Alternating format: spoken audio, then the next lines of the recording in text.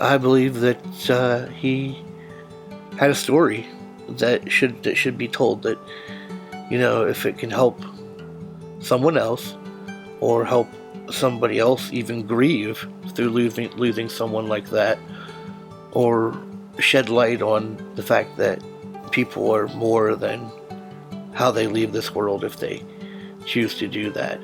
We're all human beings. We all have lives and stories that need to be told, and I'm just doing it out of obligation as one of his best friends. That I feel it's my duty to carry the torch for him. That now that he can't.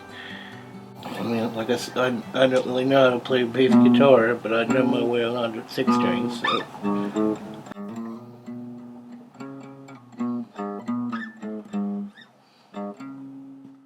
you can see it like basically on the chords where he just kind of wore the strings out.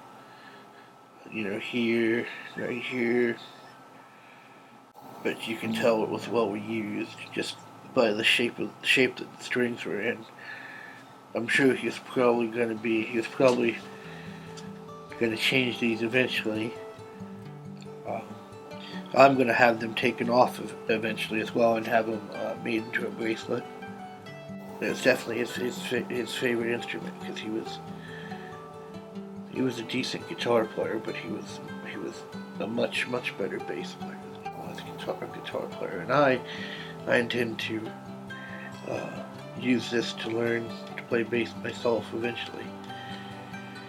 This is his, and it's a big part of his life, and as music was, and now it's a part of mine.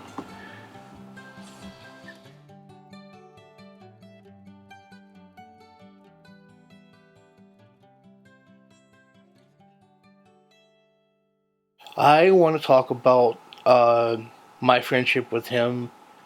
Uh, some of his mental illness, like the challenges he had, and my friendship with him, and before and after his suicide, basically.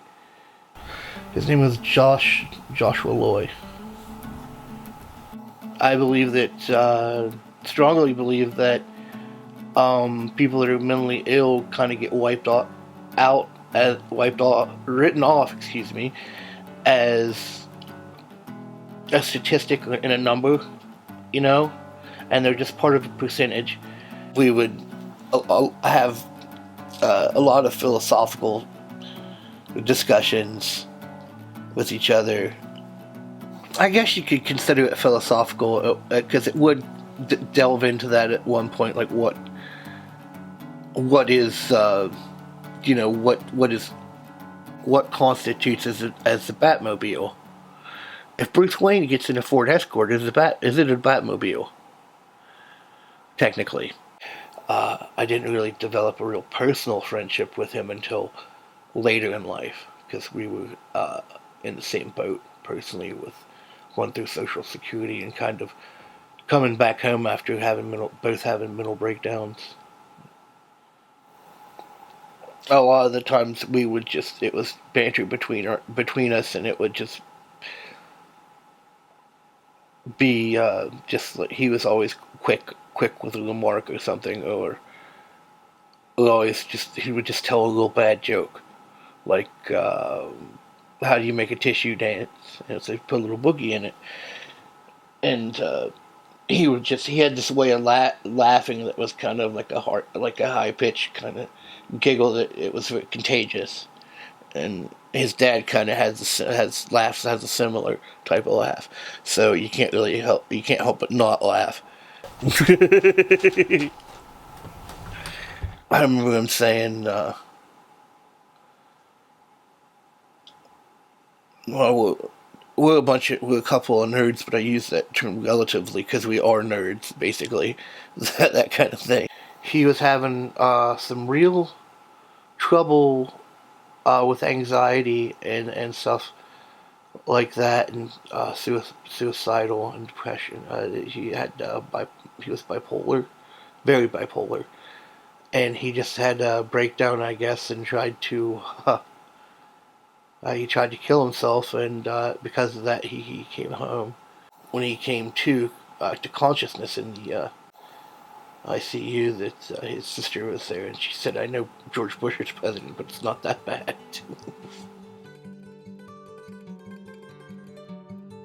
He had an argument because he was upset with his treatment currently at the time, uh, and he stormed out of the house, and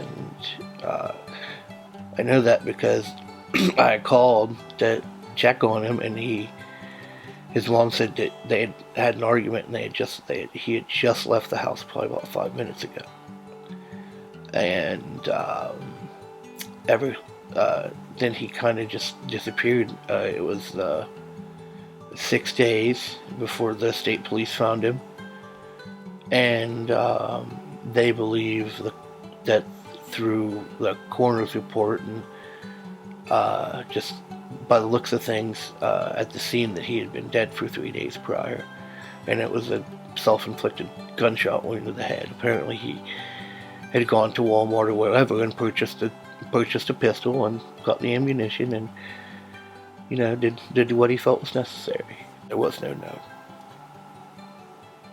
That is my necklace.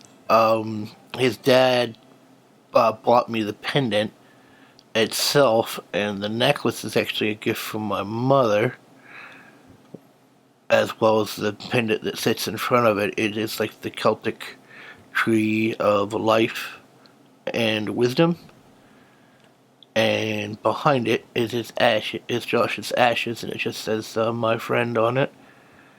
It's always there if I'm going out to do something important that I know that he would want to be present at, or that he would have wanted to have been there. On, like, if I'm going to play music somewhere, or maybe go see a movie that I know he would have liked. I know that for the 2 new Star Wars movies, I wore it, so I always kind of wear it whenever I'm doing something special that I know he would have wanted to have been involved, or if I'm going to just go do something and I need a little bit of extra encouragement. I believe it's kind of just there, so he's always there if I need him. I mean, he was telling me, like, a lot of the times when he was just driving to work in the commute, that he would just had an urge just to pull his car into oncoming traffic, that kind of thing. And I guess it just got to the point to where he had a break, and he tried to kill himself, and because of that, he decided it would be best that should come home for a while.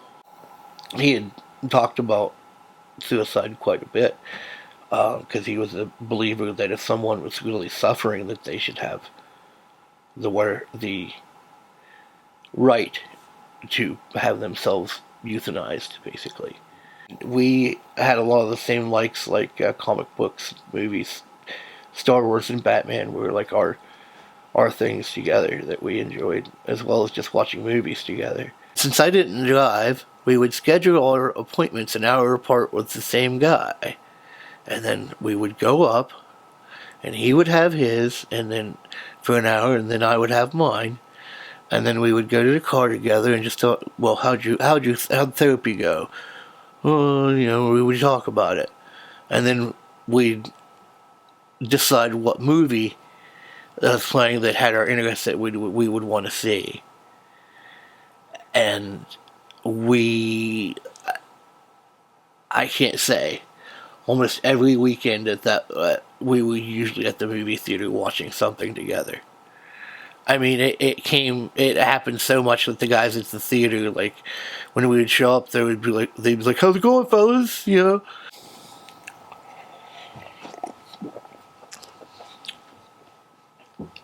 I mean, we had so much fun doing that together, and then talking about it afterwards. They marathoned all the Twilight movies up to, like, the last one. We went with his MP3 player that headphone splitters on it, and it was synced up with all the riff tracks. The MST3K guys, you know what those are.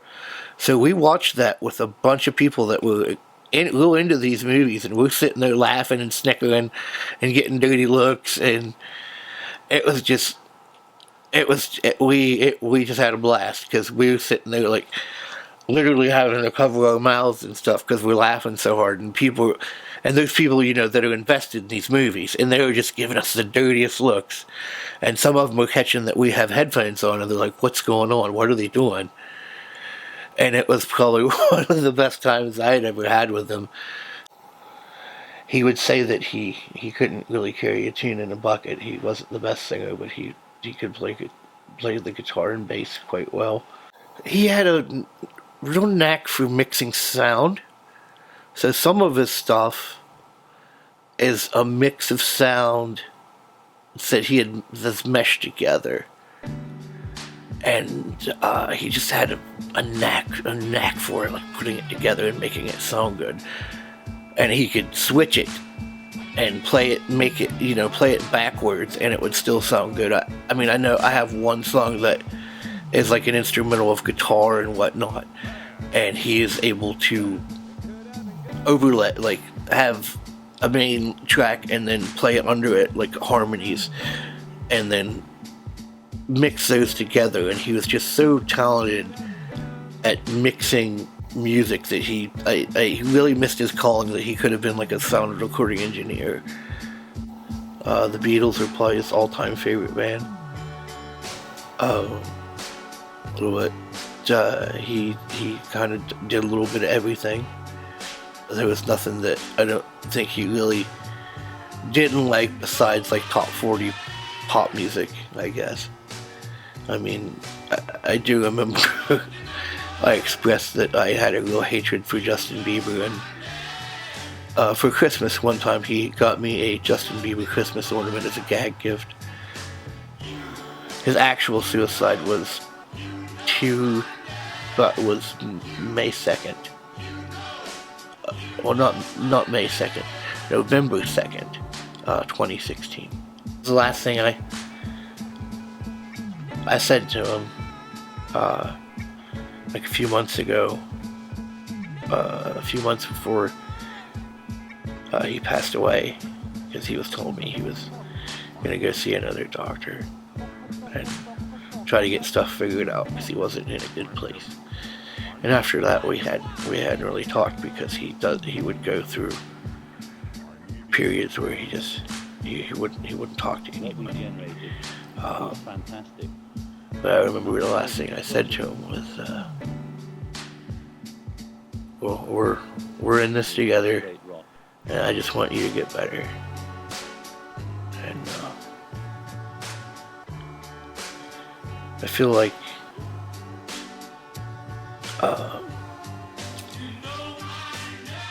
feel like even though he didn't get better, that we're still in this together more than anything.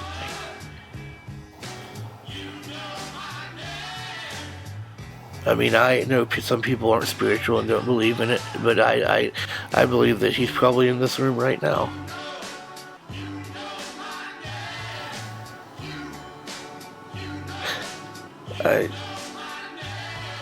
I love you, buddy. We're still in this together. I could take your photograph.